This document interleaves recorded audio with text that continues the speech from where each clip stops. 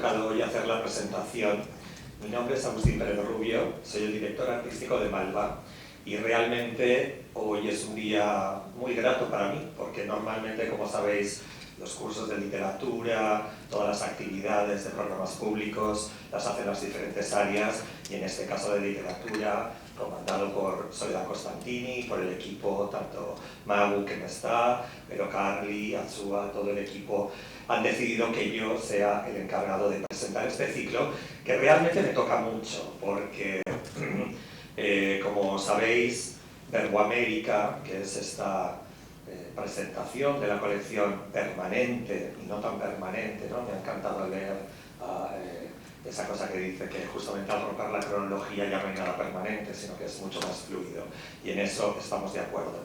En ese sentido, Verboamérica ha sido una apuesta de Malva, un proyecto que ya casi iba a cumplir 3 años de investigación, que se engloba dentro de un proyecto que asume, en primer lugar, la esencia de este museo. La esencia de este museo es su colección permanente, esas 223 piezas que en el año 2001 Eduardo Costantini dona a la Fundación, y a partir de ahí inicia este proceso de convertirse en un museo y en una institución y en una colección cada vez más pública, donde empiezan a entrar donaciones, compras, adquisiciones, no solamente de arte argentino, sino de todo el territorio regional. En este sentido, Verboamérica, tanto la co-curadora, junto conmigo Andrea Yunta y yo, estuvimos trabajando muy de cerca, en primer lugar, en cada una de las piezas. ¿Cuáles son esos tesoros que se ven y aquellos que no estaban vistos? Aquellas cosas que empiezan a tomar sentido y, sobre todo, de qué manera podemos empezar a narrar una historia que quizá nos la han contado y que quizá, como toda historia, es un constructo cultural. Y en ese sentido, Verboamérica lo que pone son más interrogaciones que justamente afirmaciones. Verboamérica, de todos modos, como su propio título indica, hace referencia más en el verbo y en la acción que en el sustantivo, pero sin dejar justamente de asumirnos no solamente América y América Latina como un objeto de estudio, sino ser realmente nosotros desde dentro, desde nuestra esencia, quienes queramos saber y entender qué ha pasado en nuestra cultura, en nuestra sociedad y en nuestro arte. En ese sentido, Verboamérica para nosotros es, ante todo, un juego, es una apuesta de colonial o poscolonial, como diría Walter Mignolo, sería casi de colonial, aunque no lo logramos del todo, pero sí que una acción que muchas veces se traduce en algo quizás simbólico, en esa apertura hacia nuestros orígenes, hacia la América indígena, hacia la América negra, que por ejemplo en el contexto de Buenos Aires y de Argentina se ha borrado casi, no se habla casi nunca de lo afroargentino, y en cambio en la colección tenemos afro-uruguayo, afro-brasileiro, afro-cubano, pero también existía y existe lo afro-argentino. Y, cómo no, también esa palabra, el verbo, queríamos que tuviera esa esencia, no solamente en el arte y en las obras, sino en las narraciones.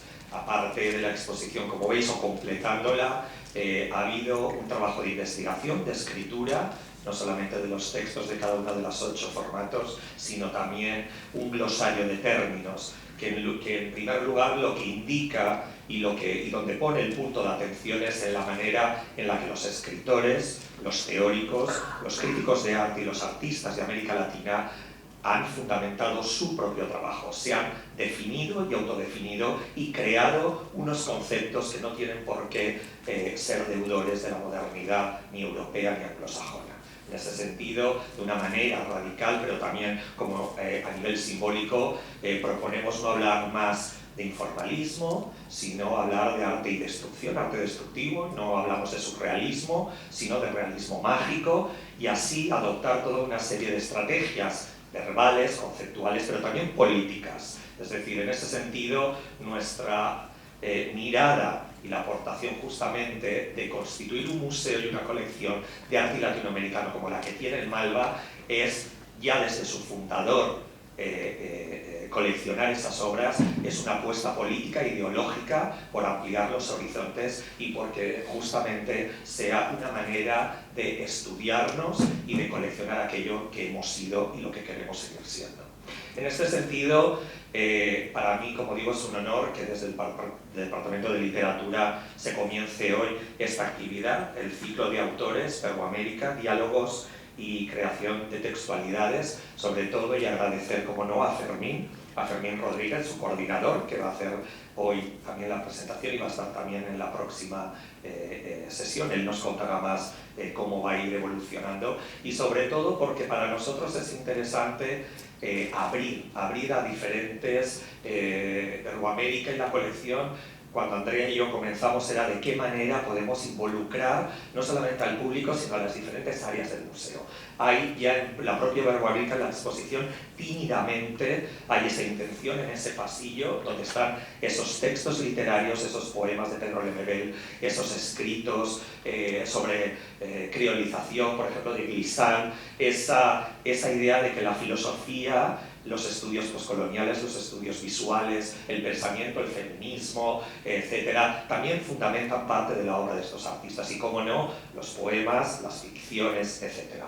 En ese sentido, es muy interesante y la verdad me muero de ganas de escuchar cómo los escritores han deambulado, han visto en obras específicas o en actos o en juegos, tanto visuales como en referencias de artistas que a la vez hay muchas de ellas, desde cuando pusimos, por ejemplo, Ciudad Letrada, tiene que ver con Jara, ¿no? Es decir, con el famoso libro de Ciudad Letrada. Y en ese, justamente en ese apartado, en esa problemática de la ciudad y la literatura, comenzando por el retrato de Ramón Gómez de la Serna, ¿no? Pero continuando con muchas obras que tienen el texto, la escritura desde Mirta de Armisache, de la que vamos a hacer en el próximo mes de agosto su primera gran retrospectiva en Argentina, pero también León Ferrari, Margarita Paxa y esas escrituras de la dictadura, casi del miedo, ¿no? De qué manera tildar de alguna manera ese mensaje. Creo que ya existe en la propia exposición muchas referencias literarias, pero como no, es más interesante aún si cabe escuchar esas impresiones y esas nuevas narraciones a partir de estos correlatos. En ese sentido, agradeceros a los primeros invitados, tanto a Martín Coján, a Silvio y a Edmundo Paz, vuestras contribuciones y sobre todo a mí también me gusta abrir, como no, ese campo también no solamente a la investigación o reflexión textual, sino también a la ficción.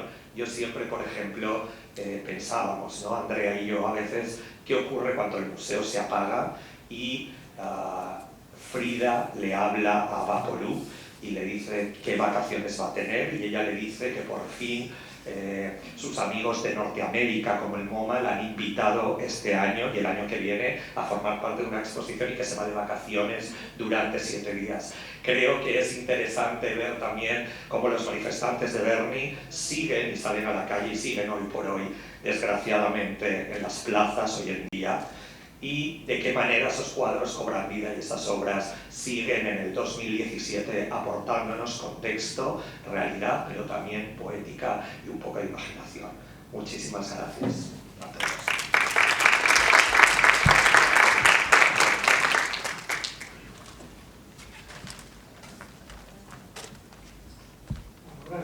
Gracias, Martín. Nos acaba de dar una idea de una película, ¿no, Agustín? Una noche en el museo, una noche en el Malva. Bueno, buenas noches. Me llamo Fermín Rodríguez, gracias por estar acá.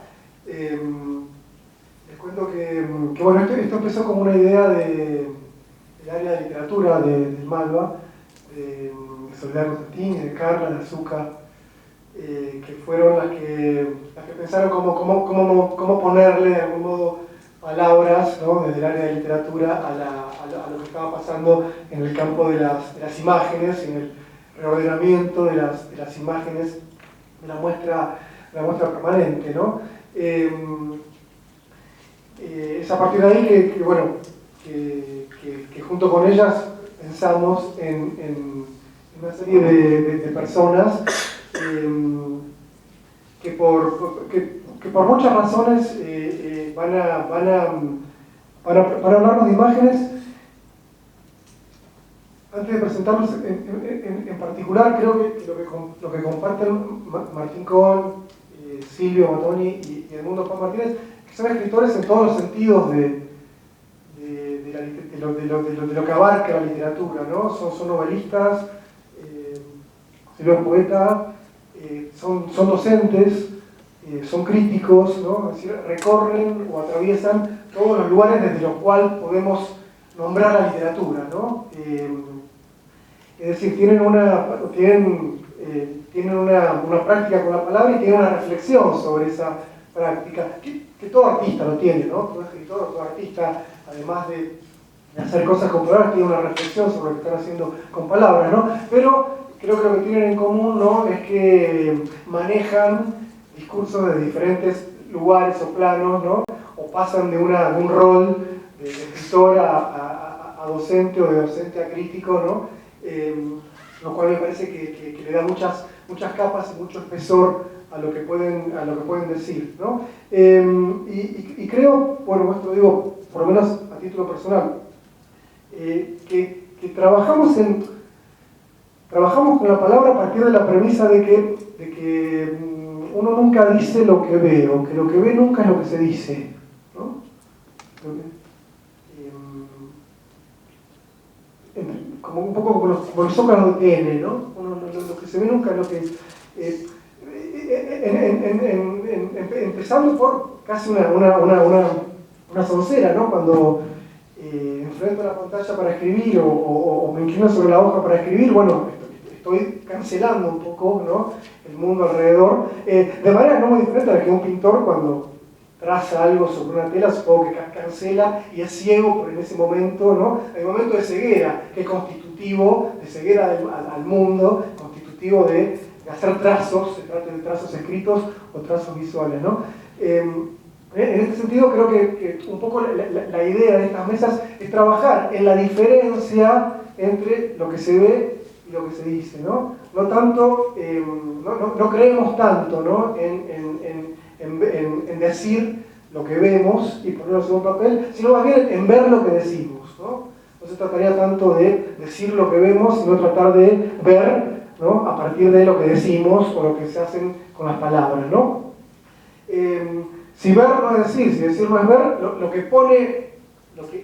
que pone junto, ¿no?, el ver con el decir, lo que acerca, lo que ajusta el ver con el decir, son, por ejemplo, los catálogos de un museo, ¿no? O un museo, si quieren. Un museo es lo que acerca, ¿no?, lo que podemos leer en un catálogo o la leyenda que acompaña una pintura, ¿no?, con lo que vemos, ¿no? Me parece que la idea sería moverse justamente en esos acoples entre palabra e imagen y lo que podríamos llamar estos dispositivos llamados museo eventualmente, o mesa redonda, ¿no?, que es justamente donde se ve, se acerca o se ajusta y a veces hace ruido, a veces hace fricciones, ¿no?, con lo que se dice.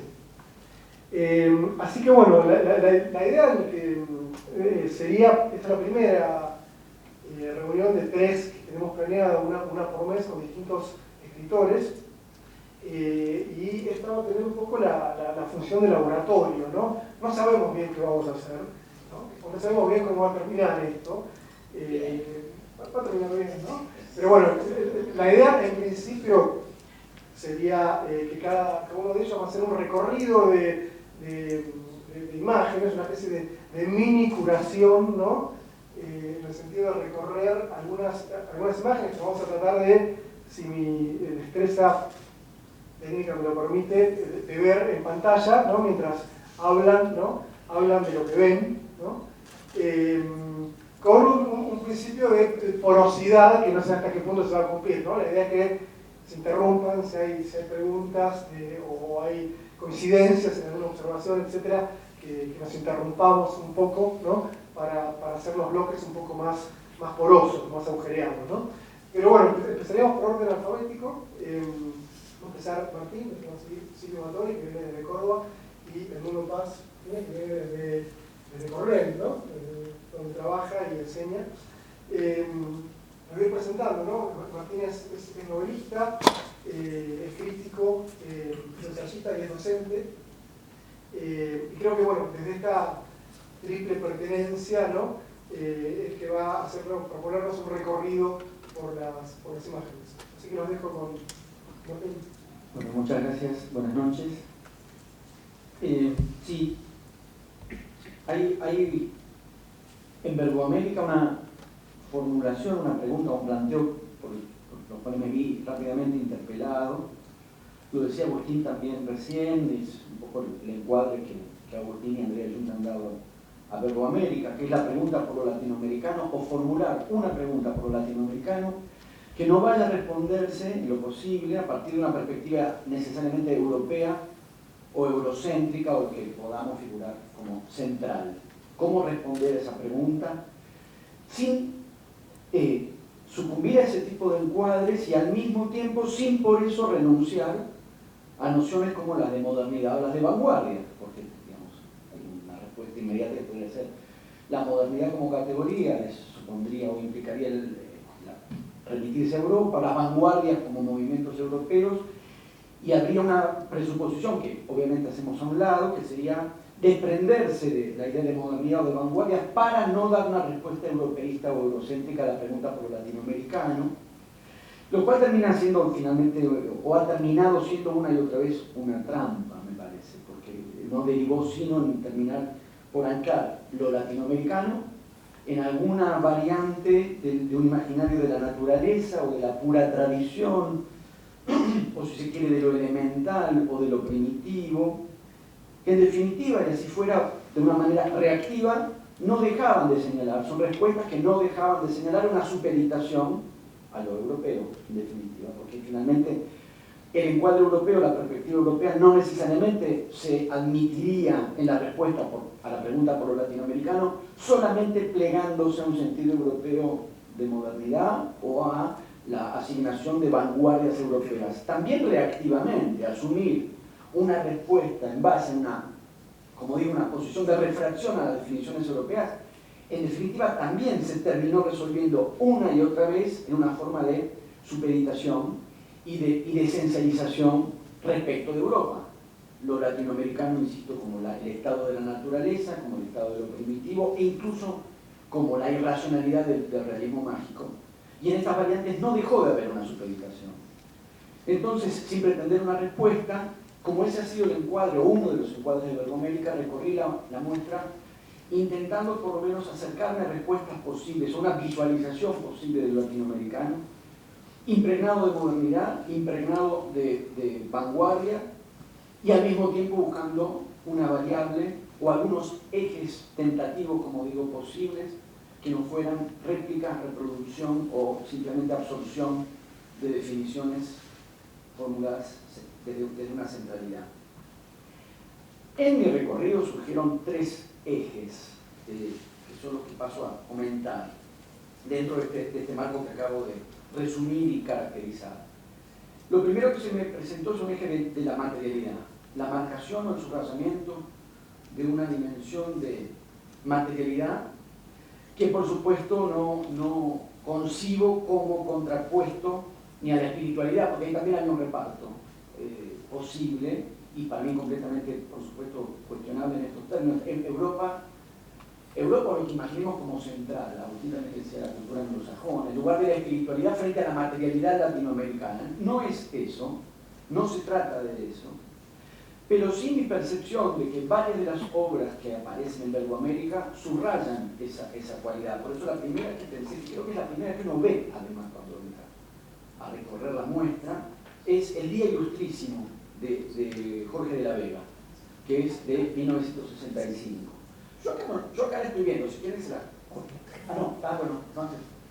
que es, digamos, un empleo, me parece claramente a lo Berni, un empleo de cosas para la figuración. O sea, hay pedrería, hay espejos, hay vidrios, hay pedazos de plástico, para componer algo que también, digamos, tiene algo de apelmazamiento, los rostros reunidos, apelmazados. Me parece que esos materiales, justamente, para producir esa imagen, subrayan precisamente la materialidad, de modo tal que lo visual se vuelve también palpable, doblemente palpable. Es un cuadro yo diría tan visible como tangible, así que no se puede tocar, pero convoca lo palpable, convoca lo tangible, subraya la materialidad, y al mismo tiempo todo eso bajo la irradiación de ese sol, que por suerte no se ve del todo bien.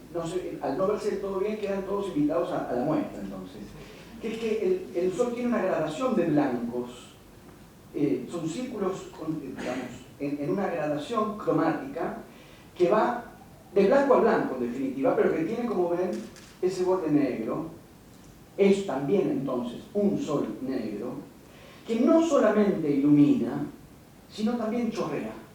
Y ese chorreo también me resultó decisivo como figuración de una materialidad que es también una materialidad al mismo tiempo iluminada por un sol que no ilumina sin manchar, que no ilumina sin enchastrar, que no ilumina sin chorrear negrura.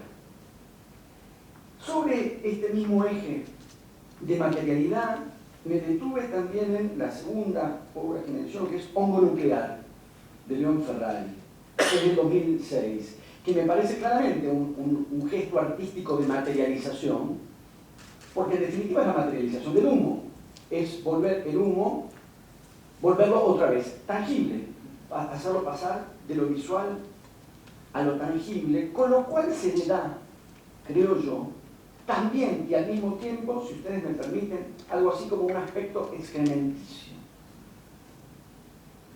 Lo que implica, a la vez, por supuesto, como en todas las obras, pero en la de Ferrari en particular, evidentemente un carácter también político. Dado que el hongo nuclear o la destrucción con bombas suele resolverse hacia algún tipo de desmaterialización. Funciona primero porque es el humo, como quien dice, hacer humo desmaterializa la muerte. El tipo de visión del hongo atómico tiende a desmaterializar, en el sentido de suprimir la realidad de los cuerpos destruidos. Lo que hace León Ferrari es materializar el hongo, materializar el humo, contrarrestar lo que convencionalmente se circula como una abstracción sin cuerpos, devolverle, insisto, la materia, y al devolverle la materia, insisto, en la condición del aspecto excrementicio que tiene ese hongo nuclear, como si uno dijera que Ferrari produce este desplazamiento del hacer humo al hacer mierda. Tirar bombas es hacer mierda lo que hay ahí. En términos de materialidad, hay otro subcapítulo, diría, en la línea de la materialidad que me fascinó en particular, que es la materialidad de la escritura. Y la escritura misma como materialidad, cosa que a mí me interesa mucho. Fermín, en el intercambio previo, nos planteaba qué de la muestra nos había interpelado en nuestra propia práctica de escritores. Como yo nunca me pienso como escritor, ni me acuerdo de mí mismo en ningún momento cuando estoy mirando algo ajeno, me costaba pensarme en esa formulación, pero sí advierto y advertí, no como escritor, pero sí como escribidor, y mi pasión por la escritura como ejercicio físico, corporal, inmaterial, de ahí mi fascinación por el trazo, por el dibujo de la letra, por la materialidad de la escritura, cosa que siempre me ha llamado la atención porque estamos viviendo una época de transformación del soporte material de la escritura y la hemos atravesado, creo yo, a veces con una naturalidad o con una limpidez extraña. No es lo mismo pulsar y producir una letra que se ilumina en la pantalla que dibujar con la propia mano y con el cuerpo volcado sobre el dibujo que uno está trazando, la materialidad de la letra.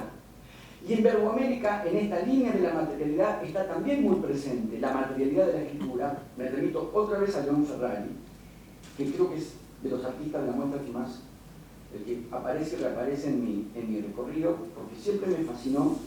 Y yo creo que el hecho de que el cardenal Bergoglio lo haya agredido tanto también me acerca emocionalmente a Ferrari. Esto que estamos viendo es cuadro escrito del año 64. Debo decir que yo no leo el texto. Este es un texto que tiene precisamente, admite ser leído, y me encuentro mucho más atraído y más seducido en esta dicotomía que podría plantearse. ¿Qué hago con este cuadro? ¿Lo leo o lo miro? Y la verdad es que yo lo miro, porque el mirarlo es lo que me deja verdaderamente frente a lo que es la disposición de la escritura estrictamente como materialidad. Por eso, de Ferrari, el siguiente paso es libro número 6, de Emil Pernisache, del 71, que ya no tiene un texto.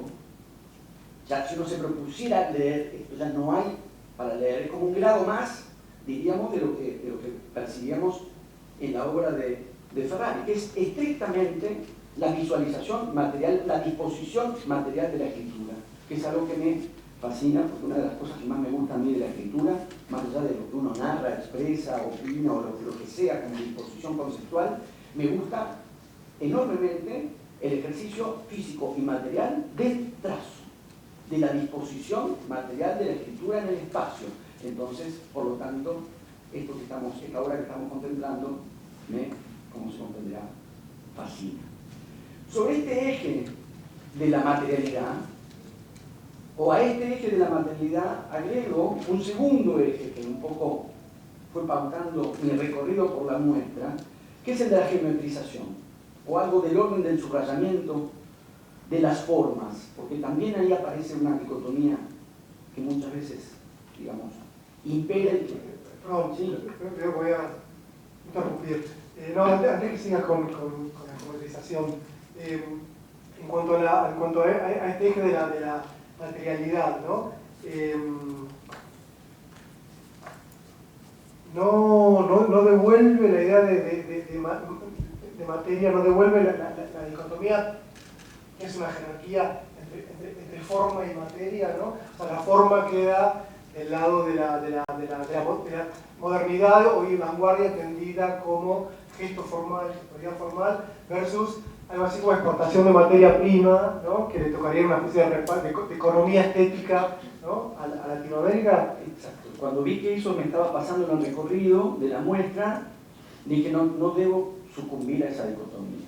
Por eso el segundo eje es el de la geometría y el de la forma. Porque efectivamente en ese reparto, y también hay un imaginario de lo latinoamericano en esa clave, que es algún otro tipo de centralidad, que es al que se busca rehuir, define el principio precisamente de la forma o de la geometría o del encuadramiento racional.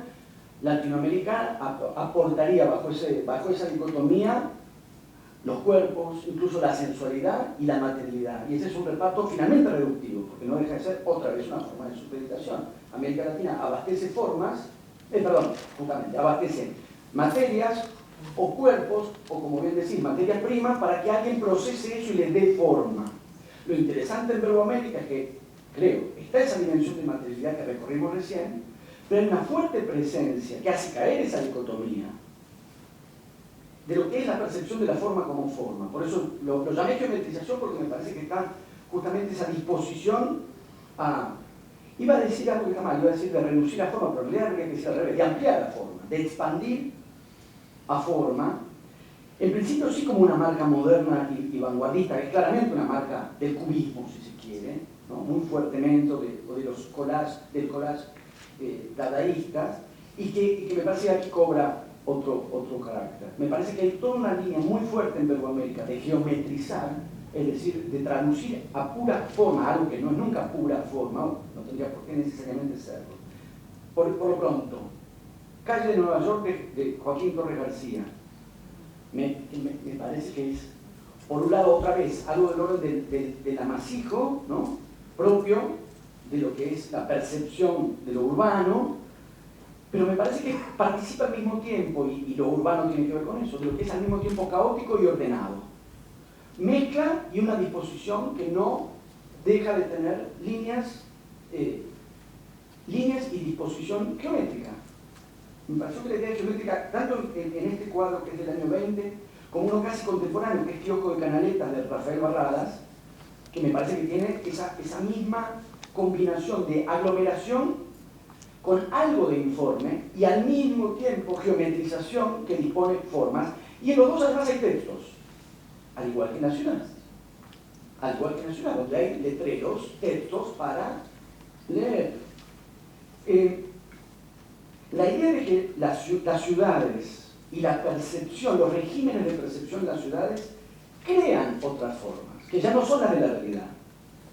Bueno, eso lo llamaríamos arte, ¿no? Dar cuenta de esa creación o fundación o construcción de otro régimen de percepción, que es, como digo, al mismo tiempo caótico y ordenado.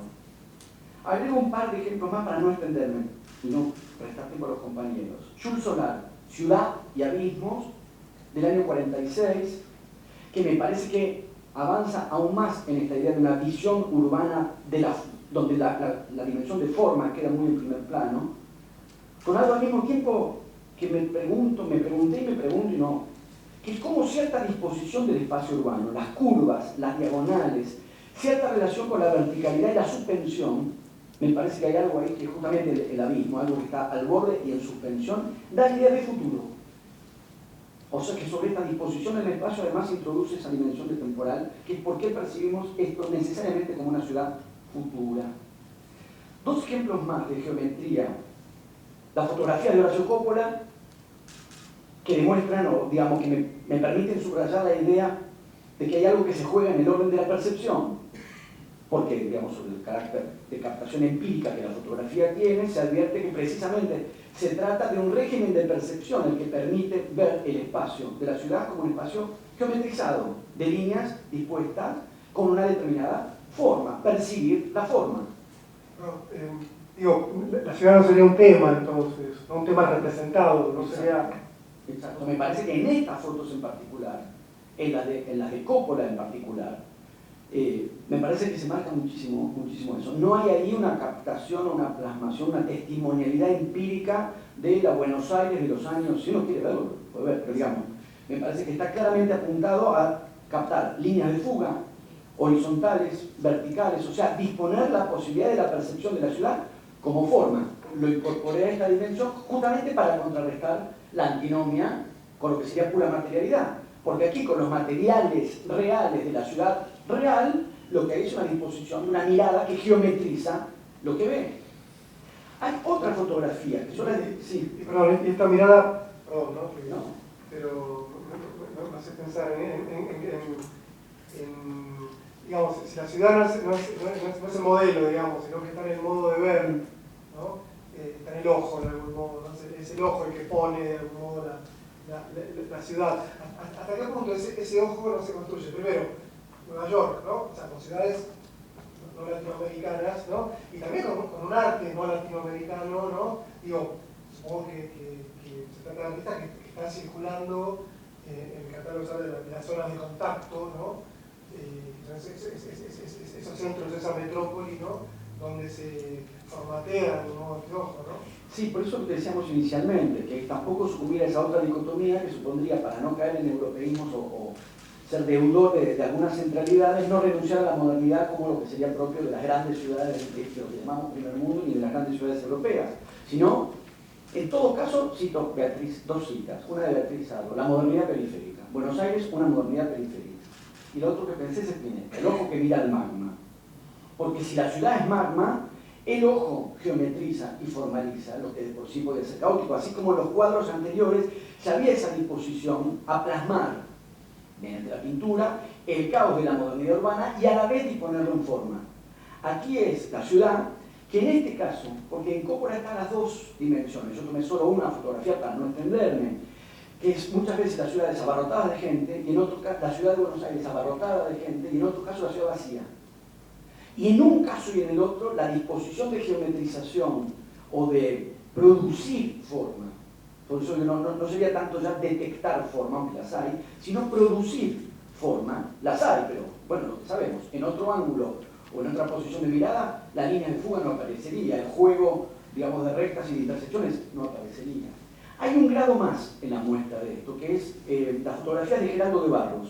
Por ejemplo, Fotoforma, que es del año 49, da un paso todavía más, porque ya hace con la imagen de un modo, digamos, un paso más todavía en la geometrización, de modo que ahora sí percibimos en fotografía algo que es puramente forma.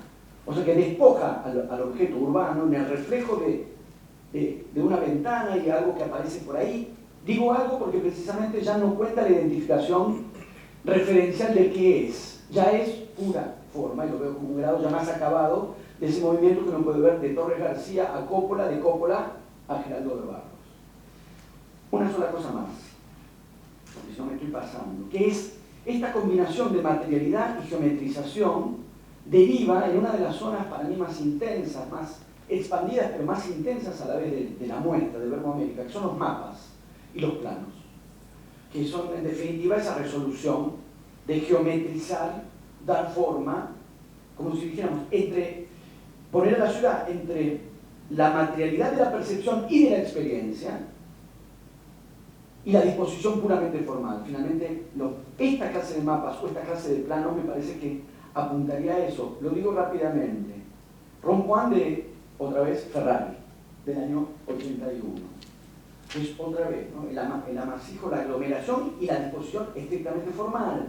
Ciudades del 80, creo que otra vez con una visión cenital, abstrae y geometriza una disposición urbana, o mejor dicho al revés. No ya la disposición de la ciudad, sino la ciudad como una disposición en el espacio. Menciono 2 o 3 mapas más para no extenderme. Buenos Aires de Jorge Macchi, que probablemente es mi preferido, mi obra preferida en la muestra. Que no es ya trazar el mapa, sino intervenir el mapa, porque lo que hace no es agregar, sino quitar. Digamos, la ciudad por sustracción. Lo que ha hecho Jorge Macchi en esta obra del 2003 es quitar, diríamos, sustancia, quitarle al mapa el espacio de las casas, diría, de las cosas, y dejar solamente las calles, las avenidas, las autopistas, o sea, solamente las conexiones. Sí, perdón, si ven la muestra, creo que la imagen no se ve, pero si se dan una vuelta por las salas, lo que tiene el mapa es que cada manzana está perforada. Cada manzanita del mapa está perforada. Entonces, lo que queda del mapa es una especie de red. Exacto. Que dice Martín, ¿no? Ha hecho el trabajo, bueno, que es, creo que justa se llama. Yo no haría eso sin rebanarme los 10 dedos a los 5 minutos de trabajo. Es un trabajo perfectísimo que se resuelve efectivamente, como dice Fermín, en red. Cosa que me recordó una gran definición de Héctor Libertela, que ha escrito ciertamente sobre Denis H., que es una red es puro agujero. Una red es puro agujero. La ciudad como red es precisamente esto, el mapa agujereado. La ciudad agujereada, porque la ciudad, la idea misma de que son puras conexiones de una sustancia finalmente agujereada en este mismo juego. ¿Qué sería esto? ¿Materialización o desmaterialización? Las dos cosas a la vez. La forma es a la vez materialización y desmaterialización, cosa que me hizo pensar otra vez en Ferrari, o en, digamos, los cuadros de la escritura, donde la escritura aparece en su materialidad, pero a la vez como pura forma, al mismo tiempo, haciendo caer la dicotomía. En los cuadros que vimos antes, la escritura, ¿qué es? Estrictamente materialidad dispuesta en el espacio y al mismo tiempo solo la forma de la escritura. Solo para mostrarlos. O no, espérate, saltemos, si no, igual quedan 3. Orden global del Quick Cast, de 2 más. Porque me parece que es otra vez un avance más en cuanto a estos mapas. Se llama Orden global de Quick Cast, el del 2004, que es, como pueden ver, la estricta geometrización del mapa mundial, vuelto abstracción, dispuesto como pura forma, trabajado a la vez bajo la forma del collage, pero diríamos literalmente, la idea de que literalmente el mundo es un collage de contrastes, trabajado en el contraste blanco y negro. La pura forma está expresando a la vez algo del orden de una materialidad, este collage de contrastes, que al mismo tiempo alcanza a verse, tiene, y esto también toca, a la vez que es geometrización y pura forma, una textura y una materialidad, porque como ustedes pueden ver hay raspaduras, hilachas, hay algo inacabado, gastado, trabajado, lastimado, con lo cual otra vez es geometrización de la visión del mundo y al mismo tiempo su materialidad. Por eso, para cerrar, una de las imágenes más emblemáticas que yo de la muestra, que es universalismo constructivo, otra vez, ya lo habíamos mencionado, de Javier Torres García. Esto, la inversión del mapa, que es como toda inversión de una figuración pero icónicamente muy incorporada, es una denaturalización en sentido estricto, uno lo ve de un modo que lo reconoce y lo desconoce a la vez. Pero al mismo tiempo me parece que hay, entre tantas cosas, un hallazgo, que es que ahí uno advierte que Sudamérica tiene una posición objetivamente inestable, o sea, está apoyada en un punto tal como estamos acostumbrados a ver. Le iba a decir como está en realidad, pero esto no es menos real que lo que tenemos todo incorporado, porque el mundo no es más real de lo que todos tenemos codificado que esto. Es más convencional. En la imagen convencional, Sudamérica está como una bailarina para parar en la punta del dedo gordo solamente. O sea, tiene una imagen inestable, está dispuesta sobre un punto finalmente muy frágil, está apoyada en un único punto, que sería más o menos usual. Mientras que, tal como la dispone Torres García, es exactamente lo contrario, hay una base muy consistente y un movimiento de elevación, con lo cual, desde la inversión de la forma, la materialidad de Sudamérica es completamente otra, porque, insisto, aparece como un espacio consistentemente apoyado, que cambia al mismo tiempo la condición de Uruguay. Porque Uruguay, que visualizamos en general como metido hacia adentro, aquí, por el contrario, es lo que sobresale. Y al sobresalir además está marcado con una cruz, que no es sino la anticipación de las cruces del barco que se va acercando a la costa, con lo cual ya cobra la forma de un destino, dado que el barco, podríamos decir, exploratorio, porta ya las cruces que Uruguay ya tiene. Entonces me parece que es darle al mismo tiempo al Uruguay una centralidad y una condición de destino, y al mismo tiempo, si ustedes me permiten esta asociación, como se suele decir, la Suiza de América, entonces es también un poco Suiza en esa disposición. Con lo cual, esta otra forma no hace sino indicar otra historia, otra vez contrarrestar las dicotomías por las cuales lo estrictamente formal o formalizado supondría deshistorización. Todo lo contrario. Esta geometrización y esta formalización lo que viene a aportar es la perspectiva de otra historia posible.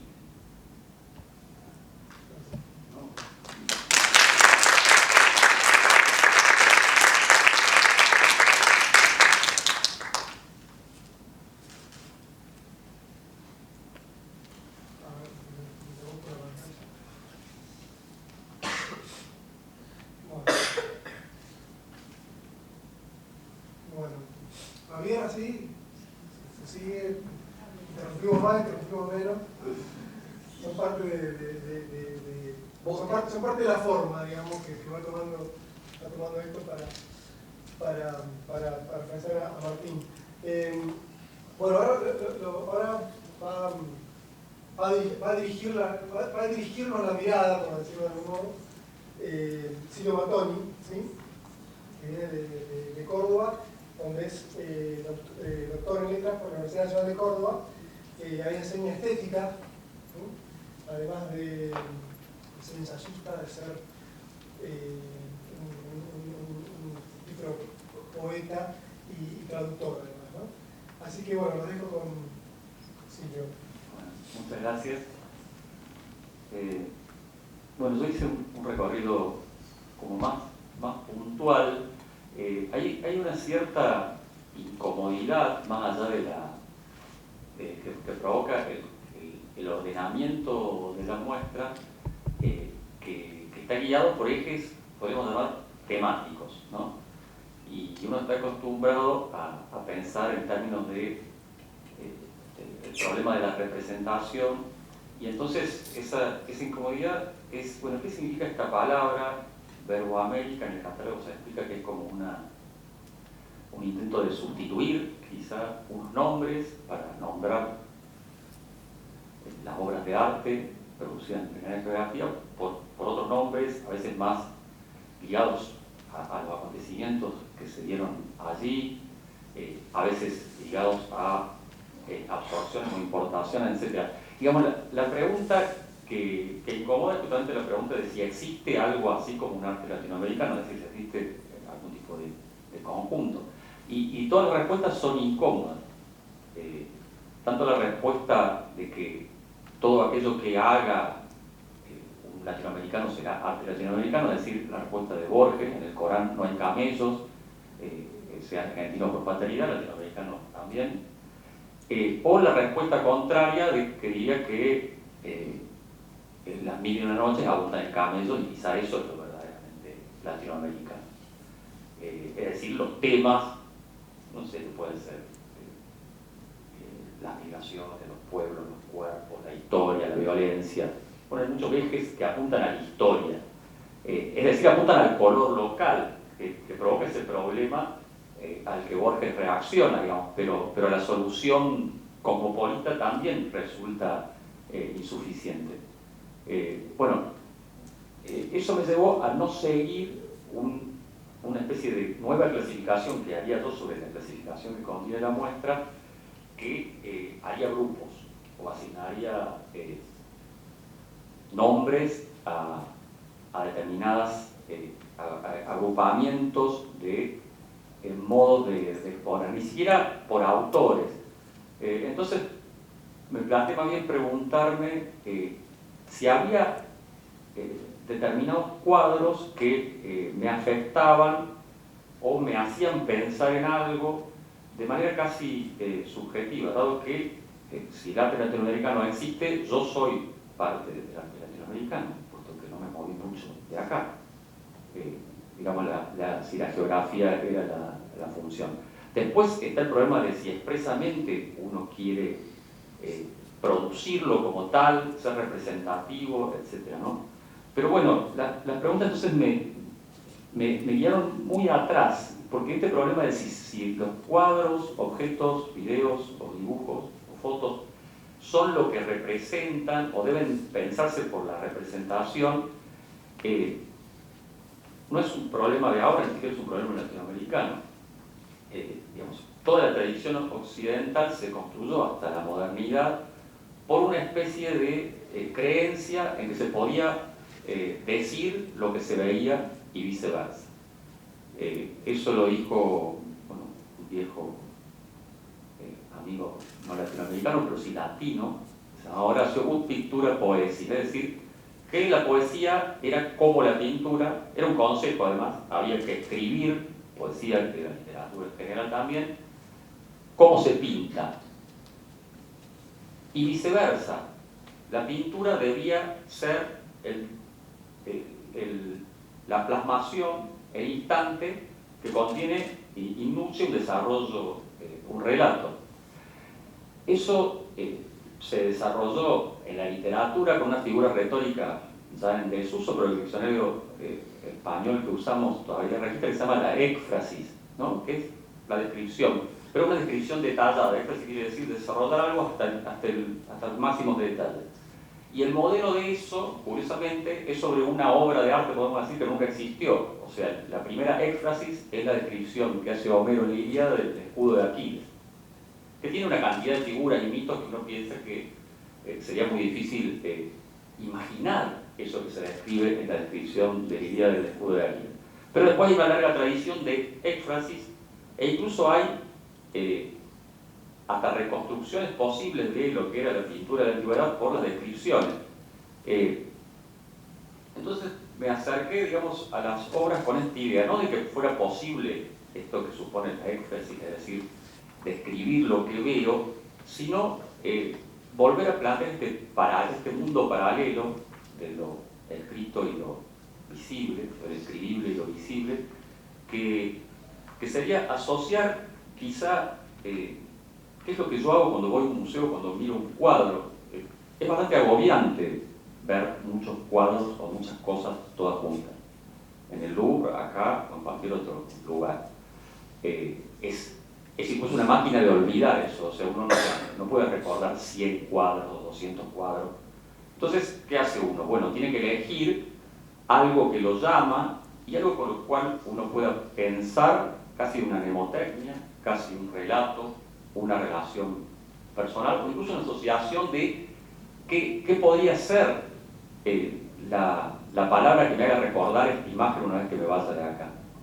Entonces, bueno, yo elegí pocos cuadros, justamente porque en ese recordar a veces era una asociación con citas, ¿no? Con citas con los cuadros o citas de cuadros. Digamos cuadros, aunque no son cuadros, creo que uno solo de los objetos o cosas que elegí.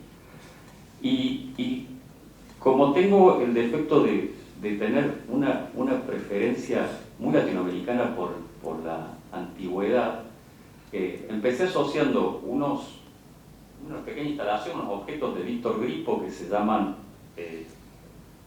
vida, muerte y resurrección, que en la... Ahora no funciona. Bueno, en la... Esta es la misma foto del catálogo, pueden comprobarlo, la foto del catálogo está puesta de frente, es decir, los objetos están adelante, tal como se ve en la muestra, los objetos que están rotos, ¿no? Todas estas figuras que son figuras geométricas regulares, están adelante y detrás están los que están intactos. Bueno, esta obra tiene como su historia.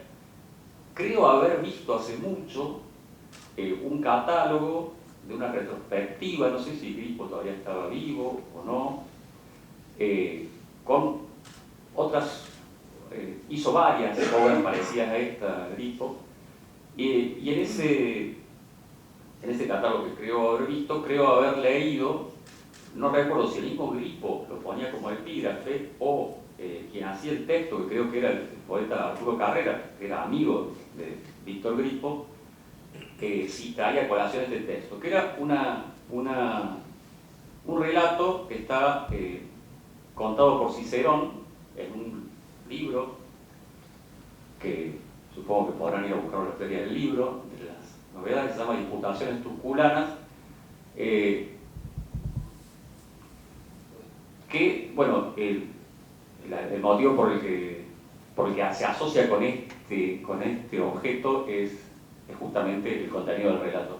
Cicerón está paseando por Sicilia, tiene un cargo público en el Imperio Romano, cuestor, etc. Bueno, tiene ahí a cargo la región de Siracusa, y en medio de un bosque entre yuyos y matorrales encuentra una tumba abandonada y reconoce el dueño de la tumba, no por la inscripción, porque los versos, digamos, el epitafio está borrado, lo ha borrado el tiempo, nadie visita esa tumba, nadie sabe quién está ahí enterrado, pero tiene arriba de una columnita un cilindro y una esfera perfectos, y entonces se da cuenta que es la tumba de Arquímedes, ¿no?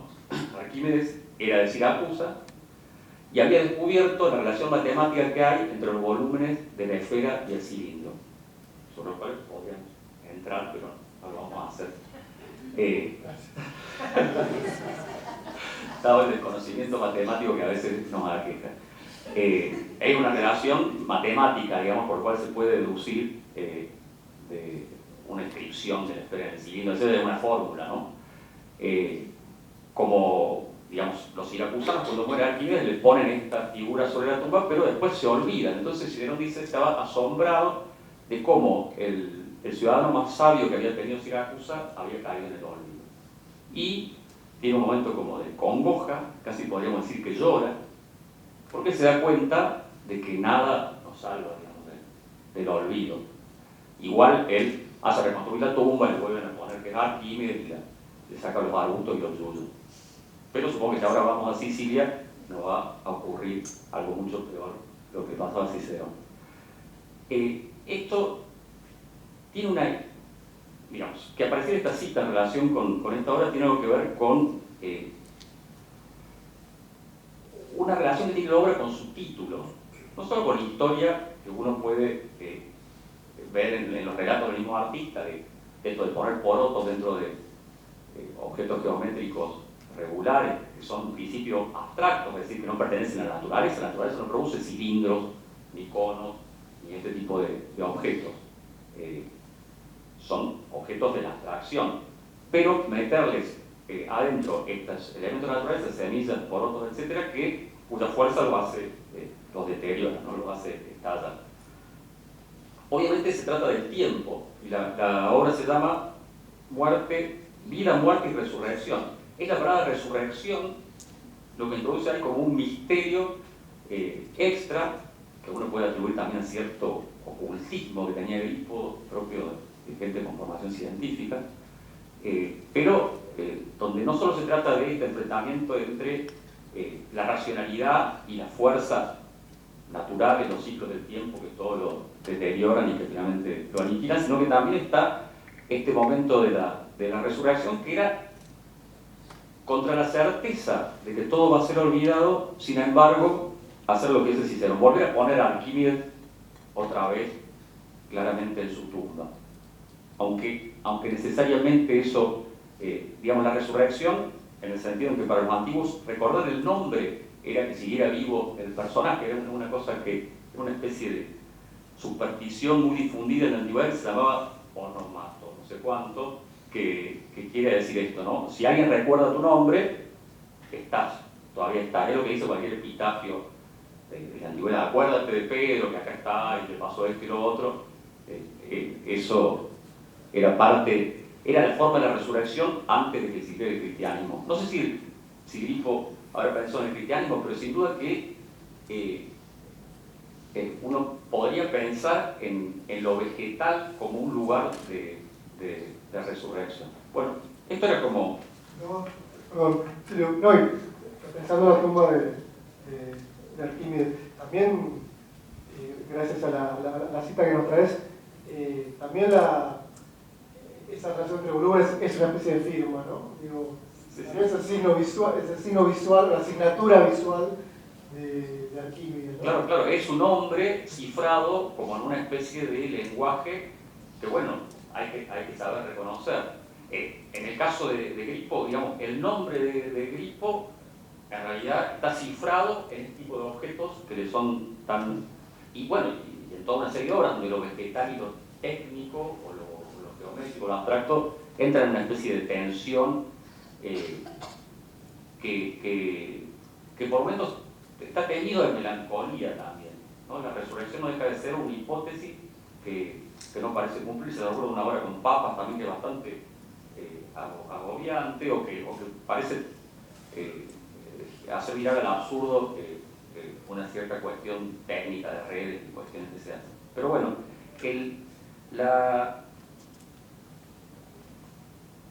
la otra obra que elegí coincide con Martín, que es una foto de Coppola, pero es la única foto de Coppola donde hay gente, o sea, donde hay un personaje, donde no hay la forma de la ciudad, ni vacía ni llena, pero en esa perspectiva moderna, podríamos decir, sino que acá tenemos otro tipo de personaje moderno, que es el flaner, digamos, un personaje con una vestimenta de época que tiene una actitud, podemos decir, distendida, que se ha apoyado ahí a leer, que sin duda ha encontrado un momento de ocio en el ajetreo urbano, y que uno podría asociar con todas las figuras del paseante urbano, que asocié también esta idea de encontrarle relato a los cuadros, a las imágenes que me daban la atención, con un cuento de Juan Carlos Bonetti, el uruguayo, que se llama Avenida de Mayo, diagonal Avenida de Mayo. Justamente esta esquina no está en ese cuento, pero hay otras fotos que sí están en el cuento, porque ahí aparece diagonal, en las fotos de Coppola que están en la muestra, ¿no? Y en las que están en el catálogo, que hay menos en el catálogo, creo. Parece que en la muestra hay algunas más. Bonetti, por esos mismos años, vivía en Buenos Aires y escribe, este es uno de sus primeros cuentos, un paseo de un periodista o alguien que se dedica a algo por el estilo, porque por momentos lee muchos carteles o lee como lo que nosotros llamaríamos teletipos, ¿no? Como noticias que le llegan o que recuerdan, pero va caminando por esas calles, ¿no? Va por... A veces, alguna vez traté de reconstruirlo, porque es como que él cruza de Avenida Mayo, cruza diagonal, pero pareciera que va por Florida, y que después se topa con diagonal y con Avenida Mayo. Son importantes, así que... El otro lado se llama Florida. Claro, se llama Perú, bueno, pero en esa época quizás era todo Florida. Estamos hablando de muchos años atrás. Bueno, pero este personaje me parecía como ese personaje que se abstrae, es decir, el personaje de Bonetti se abstrae de su trabajo y sueña, como solía pasar en el cuento de Bonetti de juventud, con lugares remotos, lugares fríos, con mujeres que lo esperan, ¿no? Etcétera, etcétera, o con, digamos, una especie de evasión. Y entonces leo una frase de Bonetti, ¿no? Porque la pregunta es, que siempre nos hace cuando una foto tiene un personaje, por eso particularmente le interesaban a algunos teóricos de la foto, como Roland Barthes, los retratos y no las fotos, digamos, de paisaje o del lugar, el personaje siempre nos hace pensar en, bueno, qué fue de este hombre o qué hacía, sin duda está muerto, etcétera, ¿no? Esa idea de captación. Bueno, no voy a leerlo de Onetti porque sería citar el cuento, pero me daba una... me hacía pensar fuertemente en esa mirada que a su vez registraba la ciudad como la registra Coppola, pero Coppola tiene una idea también artística que es la ciudad como pretexto para las formas, y en este caso se detuvo en otra cosa, que es ese instante casual del sujeto cualquiera que no está posando y que es capturado, digamos, imprevistamente. Y entonces, por lo tanto, también está el otro lado de la ciudad, que es la experiencia subjetiva de la ciudad, que es como en esas viejas películas de Hollywood donde hay una multitud y la cámara se enfoca, ¿no? Hay una de Frank Capra, creo, se enfoca en un solo personaje que cuenta esa historia y después, al final de la película, se vuelve a ver el hormiguero, ¿no? O la colmena. ¿No? Otra cosa que se plantea también con el arte contemporáneo, más se acerca, el arte contemporáneo está más lejos de tener una explicación por la historia y por los estilos, etcétera, como si uno ve arte de hace 2 o 3 siglos, etcétera, que están cada uno en su lugar en la historia, que uno tiene que averiguar un poco alguna otra pista para relatar esto que está viendo. En primer lugar, que la artista parece vivir en Brasil, por lo que vi en su biografía, pero nació en Italia, es decir, es una inmigrante, aunque vino con su familia muy chica. Entonces, esa idea del viaje o de la italiana adaptada, que además no me hablaba de literatura, sino que me hablaba de mí mismo, que también soy en parte italiano, con mucha gente en este país, Coppola y todo lo demás también, casi que todo. Eso lo me di cuenta después, que hay una recurrencia. Que esta idea del viaje tenía que ver con esta relación con el origen y que no era tanto una especie de reflexión sobre el famoso refrán de caminar pisando huevos, de tener cuidado con algo, etcétera, sino que era una especie de meditación sobre el problema del traslado, ¿no? Y que incluso esos adoquines gastados donde están depositados los huevos tenían algo que ver con una especie de traslación, transposición también de urbanística. Después descubrí, que no lo pensé, sino bastante después, que esta foto la registró una performance que hace Ana María Maiolino en la época de la dictadura brasileña, que tenía que ver con el peligro de decir cualquier cosa que sea, entonces el carácter alegórico que tiene, incluso el carácter simbólico de los huevos como vidas, etcétera, adquiría también otro peso. Sin embargo, bueno, en la muestra uno ve simplemente esta foto, ¿no? Y se titula Entre vidas, y uno piensa en qué vidas pueden asociarse ahí. Me parecía también que este tríptico de fotos era una especie de posición afirmativa de la vida y también una posición afirmativa de la vida de la misma artista que en su traslado había encontrado su destino en Sudamérica. Por eso también algo que me llamaba la atención, que era también en relación con la posición de uno mismo. ¿Qué significa ser sudamericano, ¿no? Eso que decía de un verso de Borges, ¿no? No sé si es triste destino sudamericano o nuestro destino sudamericano, un endecasílabo que dice la palabra destino sudamericano, pero que creo que en una escena de violencia y cosas para nada simpáticas, por asesinato de no sé cuál. Claro, el íntimo cuchillo de Garta, que también es un lindo endecasílabo, pero decía, bueno, un carácter afirmativo del destino sudamericano que vi después en una foto que no está en la muestra de esta misma artista, Ana María Maiolino, que se llama Por un hilo. ¿no? Donde está una señora mayor, la artista de mediana edad, que debe haber sido en la época de esta performance, y su hija, y que se le parece mucho, digamos, uno descubre que su hija, porque las tres son muy parecidas, tienen cara de italiana las tres, la madre italiana y la hija brasileña, y tienen las tres como un cordón que les sale de la boca y que se une, las tres están unidas por ese cordón. La obra se titula Por un hilo, y también es brutalmente alegórica, ¿no? En este sentido de una especie de herencia física, simbólica, que también parecía fuertemente afirmativa de lo vital, ¿no? Como algo propio de esta artista, pero también una alegría sudamericana, ¿no? También hay que pensar que ese costado, que es curioso, digamos, mi observación de la muestra en general oscila no tanto entre los planos de la vanguardia y el color local, o lo europeo y lo autóctono, que es medio una complicación, un problema poético, sino entre lo melancólico y lo celebratorio o lo afirmativo. Y en ese sentido, el último cuadro, que sí es un cuadro, es el único cuadro, la única pintura de la que voy a decir algo, es un cuadro del poeta cubano Wilfredo Lam. Tiene este elemento cubista, ¿no? Porque Wilfredo Lam participa incluso de la vanguardia de París, etc.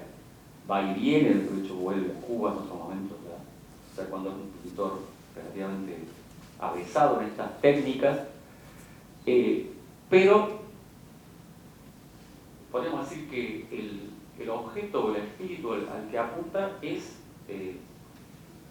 radicalmente representativo, digamos, ¿no? Es una búsqueda de una especie de origen del lugar natal, que está muy relacionado a las religiones afrocubanas, etc.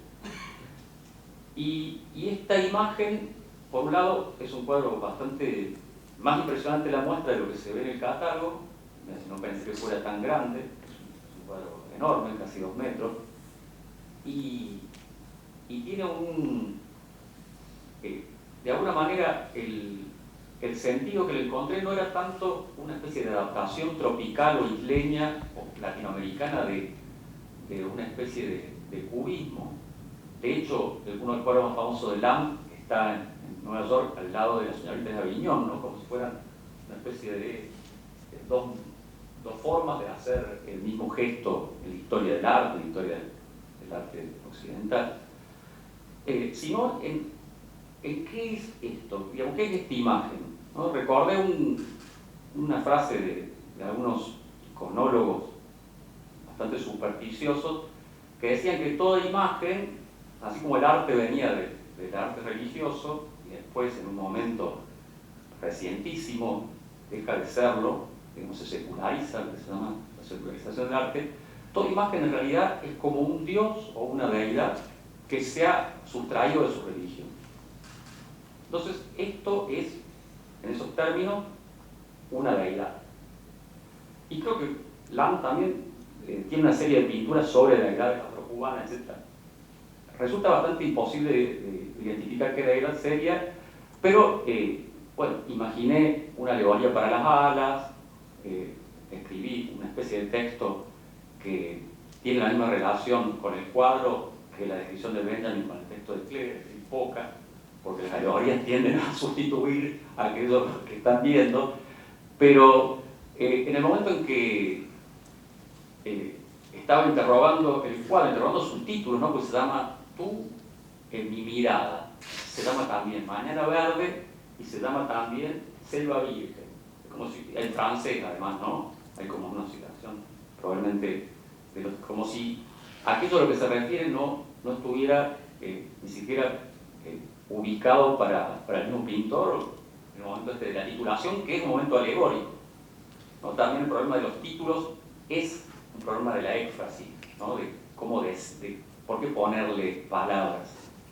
Hay una cosa que decía Alfredo Prior, que decía: mis títulos son un color más.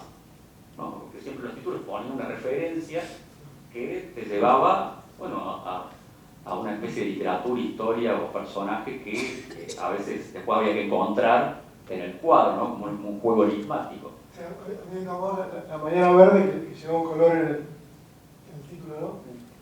A mí al menos, más de espectador, digamos, en un cuadro, no me dejó ver en una primera edición el papel que está ahí, ¿no? La escritura, o la lectura, ¿no? Ahí hay un acto de escritura o de lectura. Claro, eso justamente es lo que me llamó la atención, que en un primer momento describo el personaje y digo, bueno, esta es una mujer embarazada con alas, en una especie de cañaveral, que será como una especie de profecía, tiene otros rostros dándole vueltas en las rodillas, etc.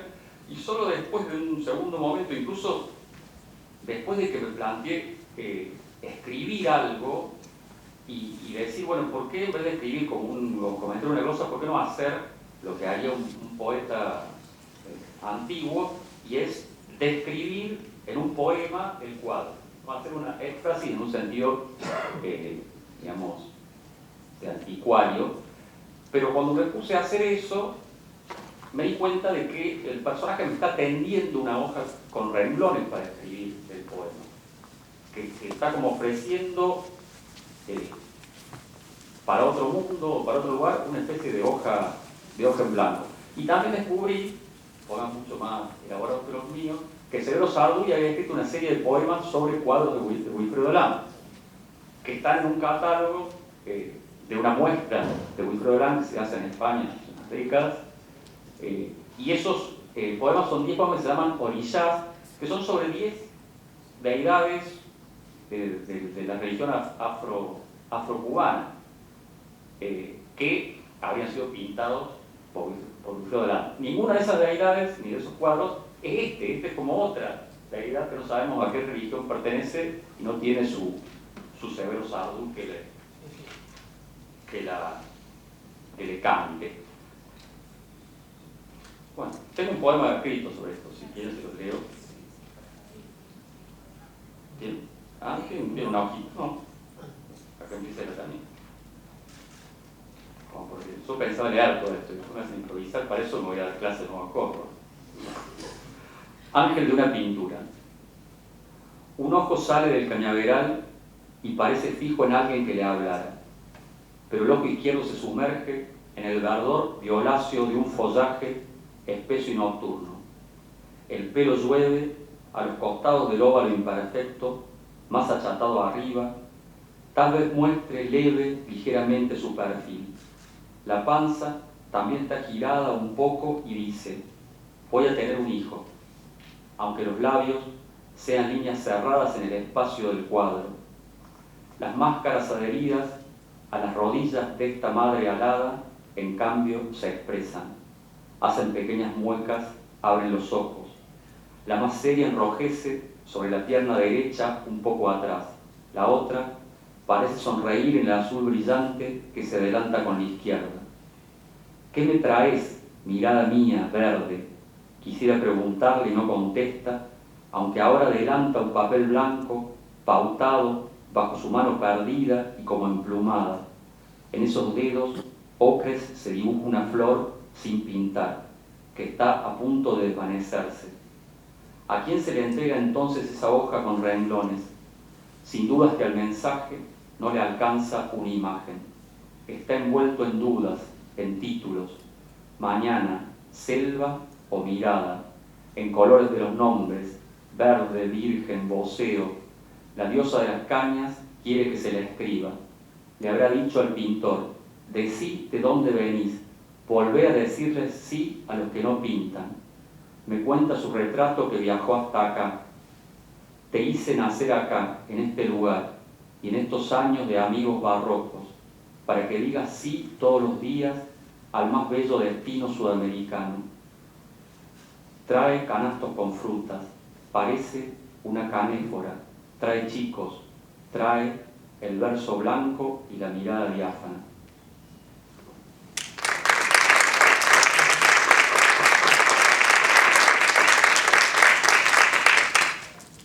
Bueno, y ahora vamos a seguir con el mundo pasa mal.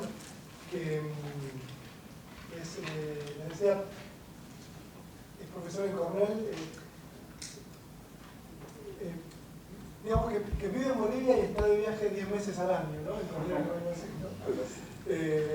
No, bueno, escribió numerosos, 10 novelas, creo. Le recomiendo mucho el libro de cuentos Las dos ciudades, que acaba de... que salió recientemente, un par del año pasado, ¿no? Acá en Argentina, los cuentos de las dos ciudades. Y escribe también crítica para diferentes periódicos. Y bueno, lo tenemos acá de visita para la ocasión de la Feria del Libro también. Así que bueno, nos robamos a la Feria del Libro, que está con nosotros. Bueno, muchas gracias también, buenas noches. La verdad que para mí ha sido un lujo tener la posibilidad de venir a ver la exposición y aparte luego tratar de hacer mi propia selección. Cuando hice la selección pensé más que nada en una reacción visceral, cuáles eran los cuadros que me atraían en ese momento y luego revisando el catálogo hice una lista de 9 cuadros que me atraían y luego vino la teoría, ¿no? O sea, una vez que tuve esos cuadros traté de ver cómo podía agruparlos, ¿no? Que es casi como lo que hace un curador. De esos 9 cuadros hubo 7 que entraron muy bien y otros 2 que se quedaron muy sueltos y por esos 2 sueltos los voy a dejar para el final. Son el suplemento que excede a todo proyecto, ¿no? Y puede que ese suplemento termine siendo lo más importante. De los 7 cuadros que pensé incluir primero, los he agrupado como en 2 secciones y voy a ir viendo de una sección a otra.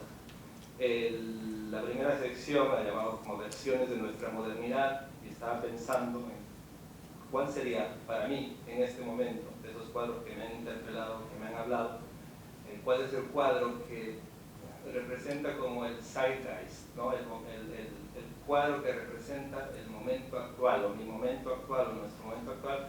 Y pensar en el cuadro de Claudio Tozzi, el de Guevara Muerto, es un cuadro de 1967. Claudio Tozzi era un brasileño muy joven, 23 años, que es un cuadro, bueno, casi como una figura icónica, hablando de imágenes como deidades, ¿no? Esta imagen es una imagen de una deidad además en un momento de trascendencia mística, de muerte y posible resurrección.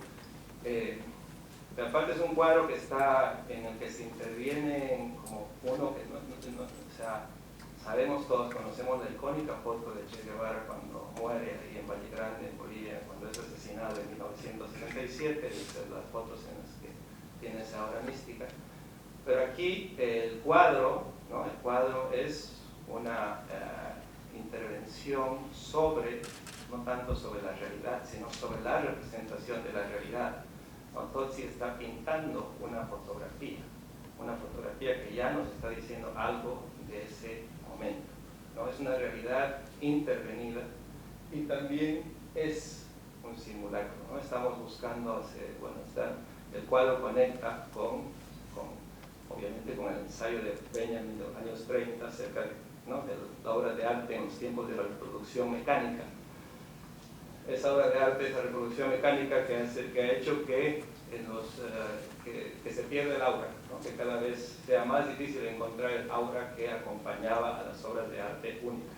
Todavía las buscamos, todavía vamos a los museos en busca del original, pero la mayor parte del tiempo nuestra relación con las obras de arte tiene que ver más bien están mediadas por la reproducción. Pero no solamente pienso en la reproducción del cuadro, ¿no? Sino pensando en el zeitgeist, en el momento actual, pienso en toda la forma en que nuestra vida actual está siendo mediada por las fotografías, está siendo mediada por las imágenes. Y si esto era un tema de urgencia hace 50 años, ese es un tema incluso mucho más urgente hoy, porque hay imagen que media otra imagen, que media otra imagen, que media otra imagen, casi como una especie de bucle infinito, ¿no? Si no va a haber ningún momento de reunión en el que no haya una foto que se saque a alguien que está sacando una foto, que se está tomando un selfie cada vez y así sucesivamente. Entonces la imagen creo que capta algo de ese momento, pero que no ha hecho más que multiplicarse en esos 50 años que median entre la foto y y hoy, ¿no? Porque el caso Tozzi no estaba nunca, más bien es uno de estos artistas que nunca pensó defender el aura de la imagen, más bien fue después de esta obra lo que más ha hecho fue tratar de romper la idea misma del aura y de buscar cómo hacer para reproducir las fotos, ¿no? No hay aquí una nostalgia por el aura, más bien hay un deseo de ver cómo el arte puede llegar a las masas, puede proliferar, puede multiplicarse. Y perdón, para los que no vieron la muestra, y la violencia está en el marco, ¿no? Porque no solamente la imagen, es el marco, ¿no? El marco, digo, el marco, la violencia que está en el marco, con esos balazos, el marco es de metal y se ven esos puntos rojos, digamos, balas, ¿sí? Son abolladuras además, ¿no? Sí, otra cosa que sí se puede decir es que hay otro cuadro que era parte de la misma muestra que se llama, este se llama Guevara Morto, hay otro Guevara Vivo o Morto, que también fue, en ese directamente, hubo un momento en el que un grupo de derecha entró a destruir el cuadro y luego Tozzi lo tuvo que reconstruir, ¿no? El cuadro que vemos, el Guevara Vivo o Morto, que existe hoy, es un cuadro ya reconstruido, o sea que casi como la misma violencia de la historia entra a jugar ahí no solamente en la forma en que él interviene en el cuadro, sino también la forma en que la vida misma del cuadro de esta misma colección. El otro tema que me interesaba tiene que ver con el compromiso político. El tema es un tema que ha acompañado al arte a lo largo de la historia, que en los años 60, estoy pensando en el cuadro de Jesús Ruiz, los cuadros, ¿no? De Jesús Ruiz Durán, un peruano que en los fines de los años 60 fue el que se encargó casi como de darle una imagen al gobierno populista revolucionario de Velasco Alvarado, quien hizo la reforma agraria. Y he tratado de usar, ¿no?, los elementos más rústicos, he tratado de usar el arte pop, es un diálogo obviamente como con Tozzi, con el arte pop, con Lichtenstein, con Warhol, ver cómo los elementos del arte pop podían utilizarse también para la difusión de un mensaje político. Son fotos que él saca, son fotos de él, de Ruiz Durán, pero que también son intervenidas y convertidas así como a través del trabajo con las litografías, con materiales así muy precarios, digamos casi como que el arte que podría uno, si se animara a hacer, podría hacerlo en su casa, y que se convierte como en mensajes ideológicos, ¿no? En mensajes ideológicos al servicio, por si acaso esto es interesante, porque ahí está al servicio del Estado, ¿no? Es el trabajo de Ruiz Durán, en este caso, está al servicio del Estado. Es casi como un agente de una ideología hegemónica, de un proyecto revolucionario de izquierda que está trabajando para el Estado, y también con una mirada conservadora. Se fijan las miradas, cuando aparece la mujer, está siempre asociada al hogar, ¿no? Al hogar, a mantener el hogar revolucionario, mantener la idea de la unidad de la familia, ¿no? O sea que esas son algunas de las contradicciones de la modernidad latinoamericana, de los proyectos revolucionarios que también tienen un mensaje muy conservador, ¿no? Este es uno de los cuadros, ¿no? Las mujeres norteñas, estamos con la revolución, tú también debes estar presente formando un hogar revolucionario, ¿no? Esa contradicción casi como el PRI, el Partido Revolucionario Institucional, aquí está el hogar revolucionario, ¿no?, de Ruiz Durán.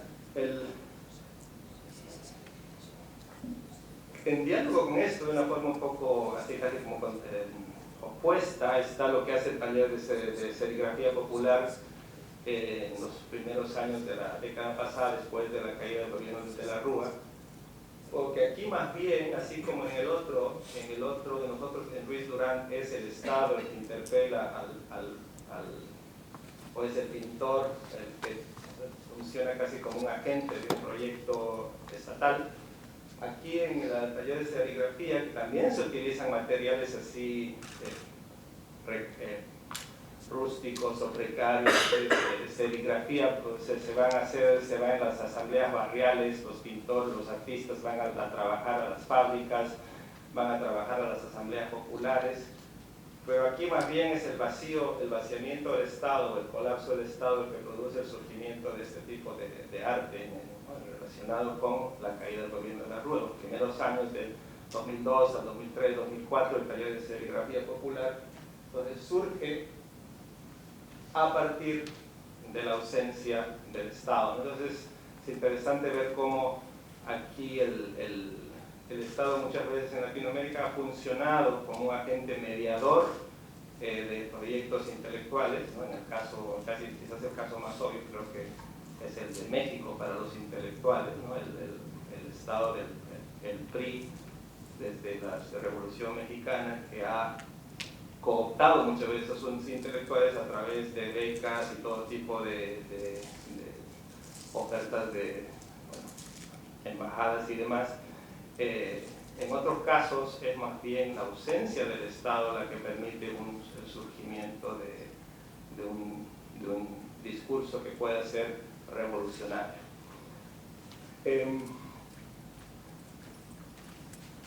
Pensando de nuevo en las versiones de nuestra modernidad, estaba pensando en las fotos de Ponce, creo que María Teresa Ponce. Sí, está. Lo que hace esta artista, esta fotógrafa ecuatoriana, todo esto es un trabajo muy interesante porque es una serie de fotos que se llama Oleoducto. Y esta foto, por ejemplo, se llama kilómetro 485. Hay otra foto aquí de kilómetro 23, kilómetro 215, kilómetro 383. Entonces va siguiendo un oleoducto ahí en Ecuador y a partir de ahí va sacando estas fotos, mostrando casi como de una forma cruzando lo visible con lo invisible, casi como una forma bucólica, este grupo de gente y su relación con el oleoducto, o en este caso con los derrames que tienen que ver con el oleoducto. Me hizo pensar mucho en un cuadro un cuento de Cortázar, el Apocalipsis de Solentiname, porque en ese cuadro, ¿no? El narrador, que es Julio Cortázar, que llega a la isla de Solentiname a visitar a Ernesto Cardenal y a ver el trabajo revolucionario en la Nicaragua de fines de los 70, ve el arte de los indígenas del lugar y es un arte como naif, ¿no? Así como imágenes de un sol muy contento y burritos muy felices y todo eso, y saca esas fotos de este arte naif y se las lleva a casa, y en su casa, en el estudio, cuando revela, aparece todo el horror, ¿no? de la violencia militar de la época, de las dictaduras, de los golpes de Estado, etcétera, etcétera. A mí me gustó ese cruce porque pensaba en esta foto así como en el cuento, a diferencia del cuento de Cortázar en el que había esta contraposición entre lo bucólico y el horror, o cómo la revelación de la foto podía permitir la aparición del horror, el revelado de la foto, mejor dicho. Aquí en la foto está ahí de manera invisible ¿no? Por un lado el sueño de nuestra modernidad, el oleoducto que nos produce prosperidad, qué sé yo, pero también es toda nuestra dependencia de las materias primas, el hecho de que somos una sociedad extractivista, somos una economía extractivista que estamos dependiendo siempre en Latinoamérica, ¿no? Sobre todo de vender nuestras materias primas para poder sobrevivir, y de cómo dentro de lo bucólico está ese horror latente, ¿no? De que puede estallar en cualquier momento, pero está totalmente invisibilizado, está ahí, está presente, pero ya lo hemos naturalizado, casi ya no lo vemos, no vemos los oleoductos que están cruzando formando como redes que cruzan todo el país. Hay un cuadro de Jarre, de un chileno, que se llama, no son fotos de Cold in the Morning, es una serie. Estas fotos son de 1986 y Jarre fue a una mina abierta, a una mina de oro, como a corazón abierto, ¿cómo se llama? Cielo abierto. Cielo abierto. y sacó estas fotos, también es una serie de fotos de Gold in the Morning. Y lo que me interesó aquí, lo que me llamó la atención, que son fotos de 1986, de un momento en el que en el mundo académico, el mundo crítico para la literatura apareció un debate en torno a si es que, en torno al lugar del subalterno en la representación literaria, ¿no? Buena parte de la literatura latinoamericana de la primera mitad del siglo XX, por ejemplo, se define en torno a la representación de las luchas de los indígenas, de los mineros, de la literatura regionalista o la literatura, por ejemplo, en Bolivia, la literatura de las minas, es una literatura muy importante, en la que el escritor funge por un lado de antropólogo amateur, representando al indígena, pero también es el que denuncia, el que lleva, el que representa, muestra los excesos y los abusos contra los indígenas y los lleva hacia la ciudad letrada para pedir cambios, que se humanice, no necesariamente para que el indígena deje de trabajar en las minas, ni mucho menos, sino para que se lo trate mejor, porque es falta de la mano de obra que necesita el país para funcionar. Todo eso cruzado, ¿no? Esas buenas intenciones cruzadas con un racismo muy fuerte en la representación, ¿no? En la representación, lo interesante de las obras indigenistas, por ejemplo, en la literatura boliviana, en Alcides Arguedas, por decir un nombre, es que a la vez que se habla de la necesidad de defender o proteger al indígena, casi como que se reconoce de una manera muy natural que es un ser inferior, que es un ser degenerado, que tiene todas las taras posibles que vienen desde un imaginario de la colonia. En la segunda mitad del siglo XX el tema es, ¿no? Por lo menos para fines del siglo XX aparece un tipo de literatura como la literatura testimonial, que trata de darles una palabra al indígena, o sea, y en la que incluso representar al indígena se convierte en un tema complejo y problemático, ¿no? ¿Por qué lo vas a representar tú y qué te vas a rogar tú por qué te vas a rogar tú la representación del indígena? O como decía Neruda en Altura de Machu Picchu, ¿cómo se vas a hacer tú la voz pero sin voz? Entonces, no, los indígenas tienen voz, los indígenas pueden hablar. Ahora, lo que a mí me interesa en estas fotos es que en la fotografía todavía ese debate parece no aparecer, ¿no? En Salgado también está eso, la representación del indígena, la representación de una denuncia, la humanización de este sujeto lejano, y también, como dice Yara Emito, dice, mi trabajo es dar voz o dar visibilidad a los que son invisibles. Casi como una especie de... Es algo que podría haber dicho un escritor también antes de que ese tema se convirtiera en una especie de... Es un tema muy complicado de decir, de arrogarte tú esa representación. Entonces eso es lo que me interesa aquí en cuanto a cómo la fotografía dialoga o no dialoga con la literatura, ¿no? Si están pasando ciertas cosas en la fotografía al mismo tiempo o no al mismo tiempo que están pasando en la literatura, ¿no? Como ciertos debates de la literatura se anticipan a los de la fotografía o la pintura o vienen después, ¿no? Y que de pronto la fotografía o la pintura ya han trabajado estos temas y están mucho más adelantados. Sí. Y pensaba, pasando las imágenes al derecho y al revés, digamos, que van en este orden, ¿no? Va de un poco en diálogo con los comentarios de Martín, va de la abstracción, ¿no? Va de las líneas y la abstracción al cuerpo, ¿no?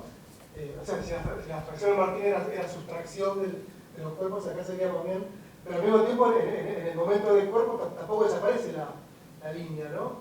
Esos tubos, esos diagonales, ¿no? Sí, en algunas otras fotos de la serie se los ve ahí a los mineros, se ve sus caras muchas veces como totalmente cubiertos de barro. En otras sí se reconocen las caras, pero sí lo has visto muy bien, hay como una secuencia de fotos en la que se va de la abstracción a la aparición de cada vez más cercana de esa presencia. Acá es el plano, ¿no? La lejanía de la cámara, básicamente, o la cercanía de la cámara respecto al cuerpo, ¿no? Explicar. Claro. Yo llaman cielo abierto, lo que nunca se ve cielo. Claro. Un pozo, Es un pozo. dantesco, digamos, para abajo.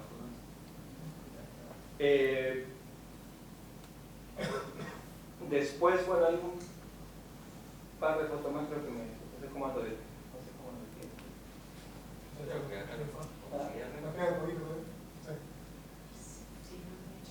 El cuadro, bueno, y el cuadro de Horacio Zavala, los, bueno, el cuadro, Martín también habló de planos, de proyectos de cárceles. A mí me interpelaron directamente porque la semana pasada estuve visitando una cárcel de máxima seguridad en Colombia que se llama La Picota, porque en la última novela estaba escribiendo una novela que está ambientada en una cárcel. Pero lo interesante, o lo que me pareció aquí muy llamativo, decía, en la cárcel lo que ves sobre todo, y bueno, la cárcel que sirve de base a una cárcel boliviana que sirve de base a mi novela, o la cárcel que vi en Colombia, la clave ahí es el hacinamiento, ¿no? Son 1.500, 2.000 o 2.500 personas que están en un espacio para 600 personas. No, en el caso de Zavala parecería que son cárceles como individuales, ¿no? Cárceles, son cuadros de los años 70, tienen un sentido metafórico, ¿no? Está hablando del lugar del artista en un momento en el que no se puede hacerse casi como un momento, está conectando con temas de represión, de imposibilidad de hablar, de ser prisionero en los años 70. Tres tipos de cárceles, casi como distopías, ¿no? Son anteproyectos, se está proyectando la cárcel, pero son cárceles individuales, que remiten también a los espacios dentro de la cárcel, ¿no? Cuando yo voy a la cárcel de Colombia, por ejemplo, hay un espacio que es el de la sala, donde está la sala de confinamiento solitario, porque hay niveles y niveles dentro de la cárcel. Entonces, dentro de una cárcel, así como las cárceles de Abu Ghraib en Irak, ¿no? Hay una cárcel de confinamiento solitario donde va cierta gente que está encerrada individualmente durante 23 horas de 24 al día y no puede ver a la gente. Pero también remite a un par de temas ya que va más allá, que trasciende el periodo, ¿no? Que tiene una conexión política con los años 70, pero preguntas que, ¿no? En cuanto a la cuestión metafórica, con una amiga que siempre me pregunta, ¿quién es tu amo? Me dice, ¿no? Alguien tiene que ser tu amo hoy. ¿Quién es tu amo? ¿Qué es tu amo? ¿La productividad? ¿Qué es tu amo? ¿Internet? ¿Cuál es tu amo? Y otro amigo, un amigo marxista en Bogotá, que siempre, cualquier cosa que le digo de alguna cosa en la que no sé, mañana juega el Barcelona con no sé qué, y me dice, sí, pero no te olvides que no estamos libres. Me dice, no, siempre, no te olvides que no estamos libres. Soy amigo marxista. No te olvides, porque si le digo, mira la situación en Siria, qué sé yo, hay que hacer algo por Siria, qué sé yo. No pienses que vives en una sociedad democrática y libre, ¿no? Así como inmediatamente me hace pensar, ¿no? En estos anteproyectos que todavía están muy vigentes y hablan también de nuestras cárceles privadas. Creo que me puedo quedar, ¿puedes seguir? Algo que es interesante de estos planos, bueno, son como pequeñas celdas, ¿no? Que son para artistas, o sea, yo no puedo pensar más allá de si hay represión o no empírica, que en el lugar del escritor, que es el lugar que se parece mucho al del escritor, a veces tiene distintas salidas, a veces hay mercados que ellos cuestiones que dan vueltas, pero es un cierto lugar problemático con respecto a la comunicación o un espacio común, digamos. Sobre todo porque todo arte, grande, chico, incluso literatura, tiene desde Bardo del Nacimiento, como Padre del Nacimiento, su hermano gemelo en la industria cultural, que es el que verdaderamente funciona. Entonces, estas teorías salidas son como una alegoría, digamos, del mismo artista. Aun cuando hiciera un mensaje revolucionario, no saldría de su lugar de artista y no lo seguían las multitudes, ¿no? Ese es también como otro problema, ¿no? Es decir, la política que realmente ocurre y la imaginación política, ¿no? Pero me parece que eso es también lo que le da como un costado, podemos decir, ¿por qué no melancólico a esa celda, donde más allá de la geografía y de la sociedad civil que uno lo rodea, tiene ese problema, ¿no? Para quién se escribe, para quién se pinta. Digamos, hay salidas, hay soluciones, pero que son muy drásticas, ¿no? Activos artes, faltar conciencia, etc. No sé si estamos en ese... Un poco, ¿cuál sería el correlato visual, digamos, de la cárcel del lenguaje, ¿no? La imagen que, ¿no? El museo tradicional, tal vez, ¿no? La noción tradicional del museo, ¿no? Como cárcel de la imagen, de algún modo, ¿no?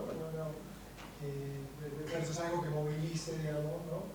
Es que hay que pensar también que hay algo que no hemos dicho demasiado, pero que casi toda la muestra esta que podemos ver está en conflicto con la idea de arte también, digamos. Es el problema de la cárcel, lo que parece, digamos, en la vista visual de, bueno, no querer ser museo, digamos, en un punto, estar en contradicción con la idea de, bueno, hacer algo para que se consagre y entre ahí, así como algo para el mercado, para que se venda, ¿no? Es un problema con lo que se considera arte, lo que se acepta como arte, lo que tiene valor o no. Y hay grandes luchas formales, temáticas, etcétera, hasta de técnicas en toda la muestra con respecto a la idea de arte. Es también una pequeña celda, el así llamado arte, ¿no? Hay un grupo de palabras que hacían Arturo Carrera sobre una que se llama Las Berminas, sobre una muestra de Berni, que hacía unas obras de Tite, no era Tino, era un chico, que hablaban de el arte, le ponían H, el arte, porque te deja helado, digamos, quedas ahí y no salís más de esa clasificación. Quizás si pones el cuadro de Remedios Varo que tenía ahí, ese podría ser ese era mi suplemento, el exceso. Salía para otro tema. Que salía para otro tema, pero simplemente fue por una cuestión estética que me encantó el cuadro. Y a ver. Ah, es buenísimo. Está cerrado ahí, porque ahí está. Ahí está. Y es una imagen surrealista. Parece que el patrón de este cuadro era alguien que amaba a Gurdjieff. Entonces se han tratado de buscar interpretaciones así simbólicas acerca de toda la conexión mística de Remedios Varo con Gurdjieff y todo eso. Tiene esa forma de ícono religioso, ¿no? Que esas cajitas eran típicas de cierto momento iconográfico. Claro, tiene algo con el Bosco también. Cuando veía este cuadro, para mí me hablaba de una forma mucho más visceral. Ahora que hablas de libertad, yo podría conectarlo con el discurso, claro, pensar en la libertad de la imaginación. Es la ventana en la cárcel, digamos, que es una especie de salida, tanto, sí, salida para los creyentes. ¿Tiene algún comentario? Sí.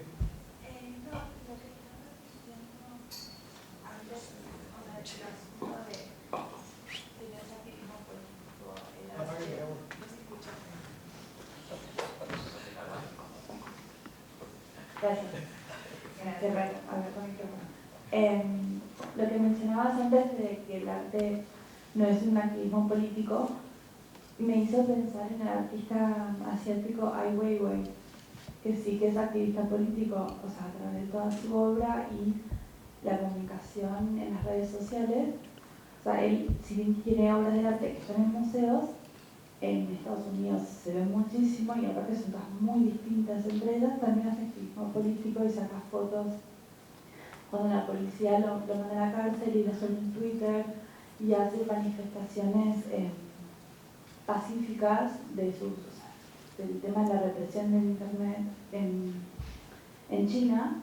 Entonces ahí sí está representando todo un movimiento, porque hay toda una gente que lo sigue en Twitter y después todos los museos que muestran su arte fuera de China, porque en China no se puede, Entonces ahí sí está haciendo un movimiento que quizás en este momento no era posible con las dictaduras, pero que ahora quizás sí.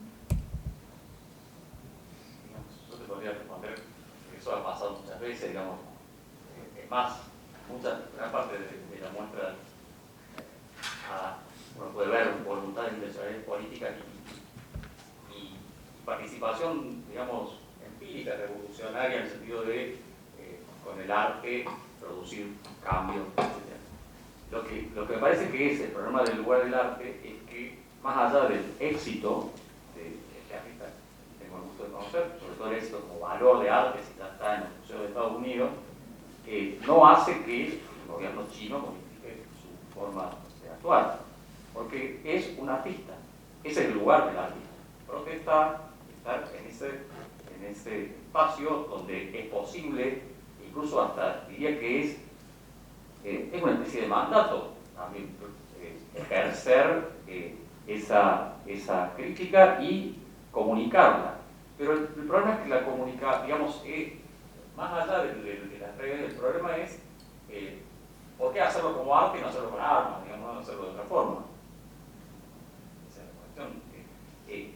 Ahí hay siempre un problema. El arte comprometido plantea un problema sobre la relación con la política, es decir, si las formas artísticas están al servicio de la función política, que por otro lado podría necesitar herramientas más eficaces, o si el arte tiene un valor que va más allá de su contenido.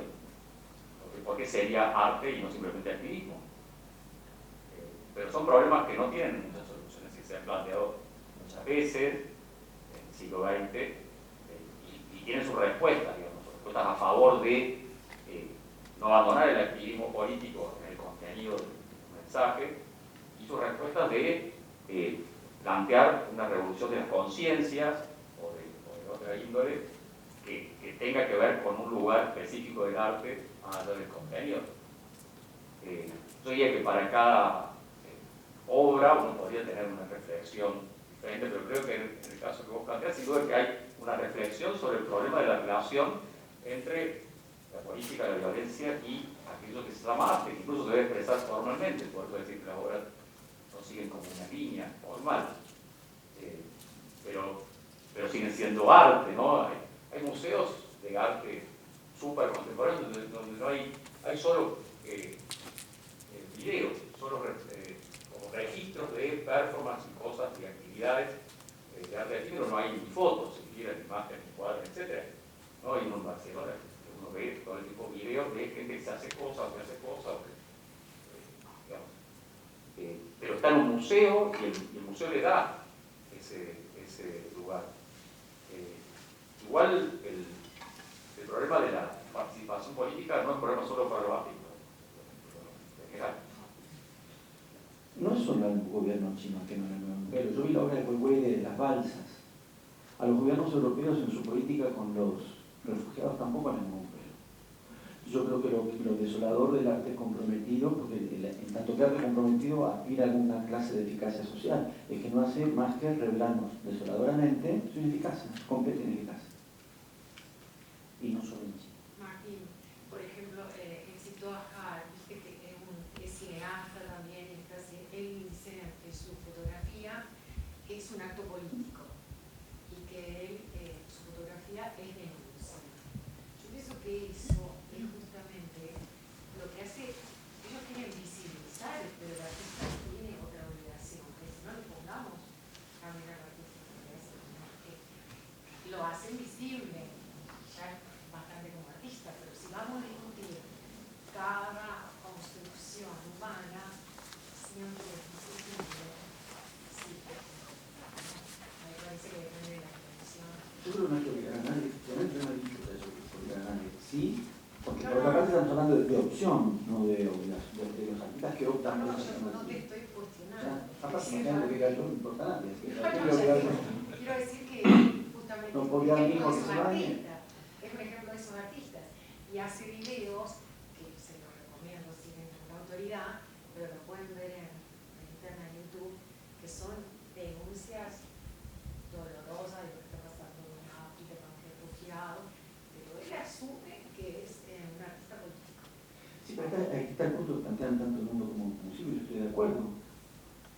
para denunciar y hacer ver no hace falta arte, en principio. Porque cualquier tipo de testimonial, estrictamente una denuncia, si es por hacer ver, en la medida en que el arte introduce otro régimen de visibilidad. Pero entonces ahí ya sí estaríamos en un orden que tocaría lo que decía también sobre la cárcel del lenguaje, que es transgredir, romper, habilitar otro régimen de visibilidad, que yo sí ahí creo que el arte tiene mucho para hacer, y otros modos de circulación de imágenes, denuncias, testimonios, periodismo, no tiene esa posibilidad de habilitar una transgresión, una fundación de nuevos regímenes de visibilidad. Entonces eso es otra clase de dimensión de intervención política desde el arte. Al mismo tiempo, me parece que las artes visuales, esto lo digo más relativamente que nada, pero hay doble quiebre, me parece, que es por una parte cómo quebrar el régimen de visibilidad respecto de la relación con la realidad política de cada uno de nosotros, y al mismo tiempo cómo sustraerse del régimen de visibilidad glamorosa que impera en la circulación del arte de los museos, vuelvo a pensar. Sí, el mundo, vos ponías a Salgado en serie con las minas y los mineros de Salgado, cuando ya, que en ese punto me parece que hay una, así como hay un sentido común en el lenguaje, también hay un sentido común visual, ¿no? Que me parece que Salgado reproduce y que ya interrumpe, ¿no? Me parece que las imágenes de Salgado convocan algo así como el consenso visual versus el disenso que produce este régimen de visibilidad, tomando las palabras de Martín, de Jacques, ¿no? O eventualmente de un arte, de una política de la imagen, digamos, ¿no? Es la que interrumpe o que introduce un disenso visual, ¿no? Ahí estamos todos de acuerdo a la hora de ver, ¿no? Bueno, sí, Jacques dice que él no trabaja con la imaginación, pero es mentira, obviamente para captar esas fotos tiene que haber trabajado con la imaginación, y también que él dice que él no inventa nada, que todo nace a partir de lo que le da la realidad, y a partir de ahí sí se considera como un artista totalmente político. Pero a mí me interesa mucho el gesto detrás de él. O sea, y me parece que los dos gestos respetables son respetables. Cuando digo que son dos, simplemente de manera muy esquemática, está el gesto del activista político, del artista que quiere intervenir en la realidad, es un gesto de larga historia. Y ahí tenemos no sé, desde Durán, que se asocia al Estado, pero trabaja para el Estado, hasta el taller de serigrafía popular, o hasta lo que hace Jacques. Pero también quien te dice que este cuadro no interviene más en la realidad al cambiar nuestra sensibilidad. Me pongo siempre a pensar en la historia de la literatura latinoamericana, cuando aparecen los modernistas a finales del siglo XIX. Los modernistas están reaccionando contra un tipo de literatura en la que era una literatura que funcionaba como un medio para un fin, ¿no?